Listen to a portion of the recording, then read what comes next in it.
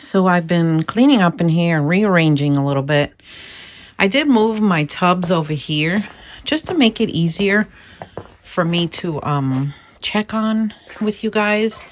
So this is the Louisiana swamp worm tub, and these are the Louisiana swamp worms, red wigglers, African night crawlers, and European night crawlers. So I'm going to show you and I'm going to talk about, with winter weather coming the way that it's coming, it's going to get interesting. And a few years ago when I lost power, sorry, I'm out of breath. I was running downstairs.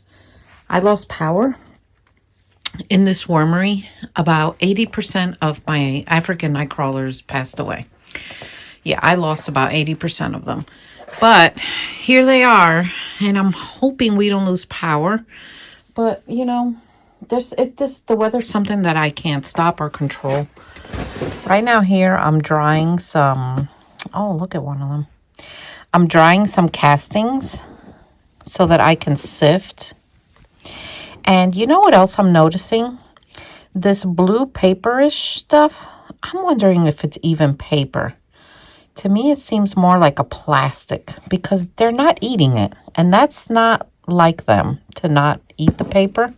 So I'm wondering about that. So over here too, look, I started drying the castings, and because they have no cover and they're tucked away in here, so they think they're in the dark. So look what they start doing. They start climbing. See, African night crawlers are naughty worms. Naughty. Where are you going, guys? So what I'll do is I'll leave it open like this a little so they see the light and they go back down. You see, these guys are fine. Even though this is on it, they're in there tucked. You know, I don't know. And it's not like this is so dry that they're not like getting moisture to where they're coming up for survival. No, they're just naughty.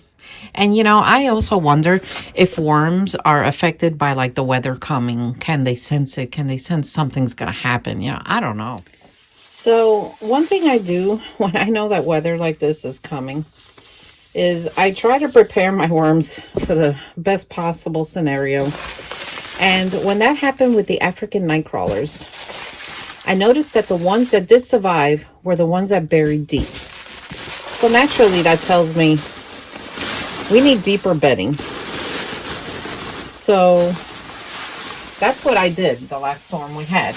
I layered the bedding up to here. I layered straw. I layered leaf litter. I covered them as much as possible, and it acted as like a insulator. So it worked. So my suggestion is when you have weather like this, insulate your bins with as much bedding as you can. So I'm seeing a lot of little springtails. Look at them. Springtails are wonderful to have in a worm bin. This worm bin is just about ready to harvest. And look at this. That is a worm cocoon. And I'm seeing a lot of them. But I'm just going to fluff this up. Yeah, this is definitely ready to harvest. I can tell by the texture. And that's something that you learn with worm farming, raising worms. You just start learning what it looks like, what it feels like, what it smells like. Sometimes, look at that. That's a European night crawler. Sometimes when the castings are ready, it almost gets like, kind of like a minty smell to it. It's strange. But definitely noticing it. And you see how it's clumpy because it's very wet. It'll start, the more it air dries, it'll start to break up. Look, you see, this is what I'm talking about. That paper over there was here also. And look, it's like they ate the paper around the plastic. And they're not going to eat this plastic. So I've been just removing it as I find it. But it goes to show you that not all paper you think is just paper. No. See, look. They're eating the paper around it, but leaving the plastic parts. And good for them, not knowing that, you know, that's something that's foreign. So the more I do this every day, the fluffier the castings will get. And then it'll get to a level where I can sift it.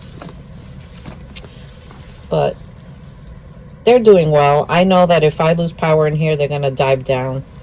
Another thing that I can do if I lose power in here is get a flashlight, or I have a lantern that's battery powered, and I place it in the middle of the room so that the whole room gets a little bit of some kind of ambient light.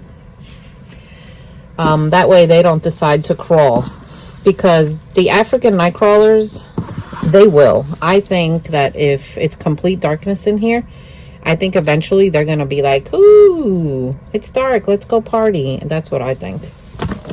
And only because they've done it to me before.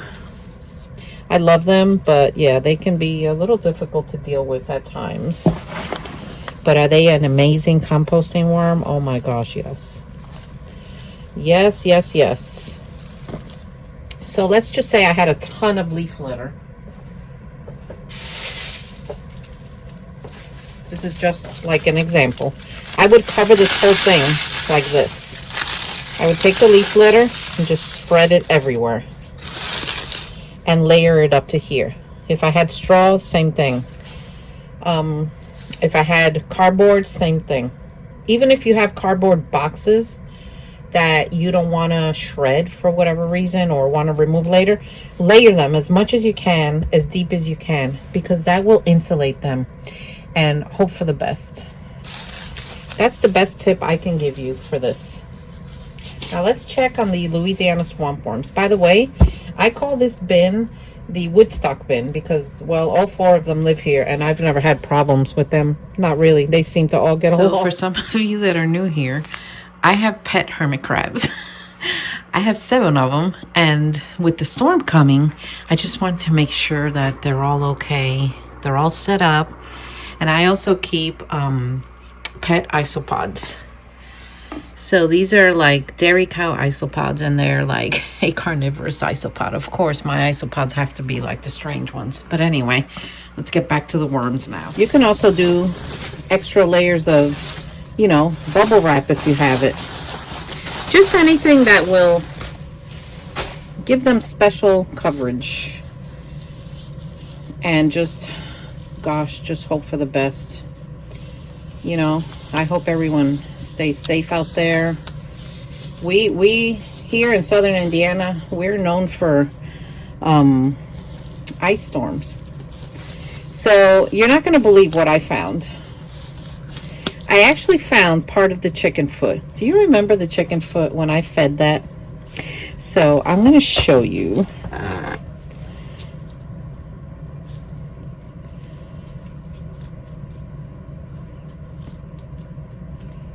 I think, actually, no, that's not the chicken foot. It's over here.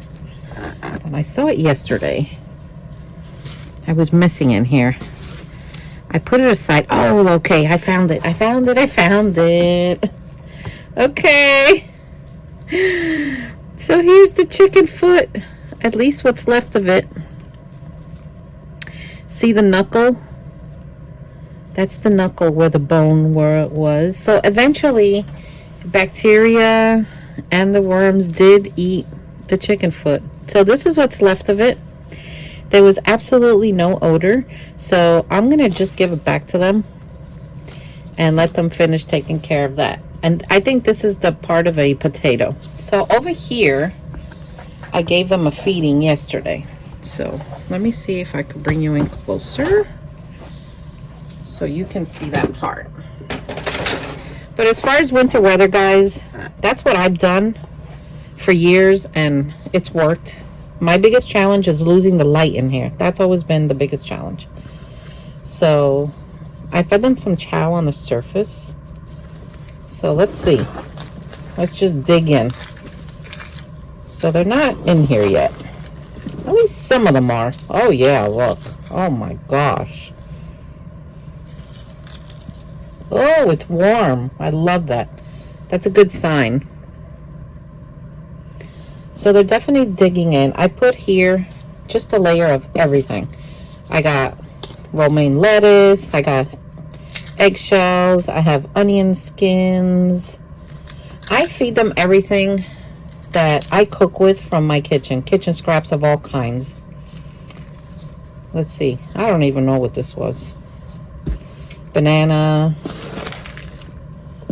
So as you can see, they're digging in. They are digging in. And you know, this would have, look, a potato that just didn't look right. This would have all ended up in the landfill. But instead, the wormies are like feasting. And you know, what's funny is, as I dig into this, you think, oh, well, it's going to smell horrible. It really doesn't. It doesn't smell bad at all. And that's the wonderful part about worm composting. Especially these guys. These are the Louisiana swamp worms. They are just amazing creatures. So when I add this much food, like, I won't feed this again until I see this is gone, because I don't want to end up with some kind of problem in here. So yeah, you know, the longest thing that takes to break down is the potato and potato skins, but eventually they get to it and they get there. So what I do is I just recover it like that, so it's buried. We're going to bury it all. Everything gets buried. It's also a good way to have them migrate from that side of the bin to this way. So if you guys haven't pressed that subscribe button yet, please do so. Share my videos with family and friends. I would greatly love that and appreciate that.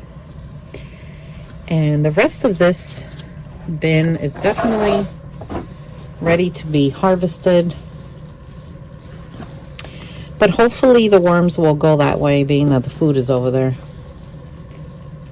But isn't that funny that I found the chicken foot? Oh my gosh. Look at this potato sprouting. But since it's in that corner and it's doing that with the chicken foot, I'm just going to leave it there. Eventually the chicken foot will be gone, bones and all. That's just how Mother Nature works. I don't even know what this was. We're just going to put it back in there. So anyway, guys, stay safe out there. I hope you enjoyed this video. Implement the safety tips for winter weather as much as you can. Sometimes things are just going to happen, so you just have to do the best you can. So eventually my goal is to have all these bins working again. All of them. Right now, only about half of them. But now that I move things around and my knee is better, I think I could bring this back to what it was. So anyway, remember, insulate your bins. Do it now before the storm hits. You can always remove the insulation later. And if you lose power in your wormery or where your worms are, put a flashlight, just any kind of little ambient light so they can see it when they come up and decide to dive back down. So anyway, guys, see you next time.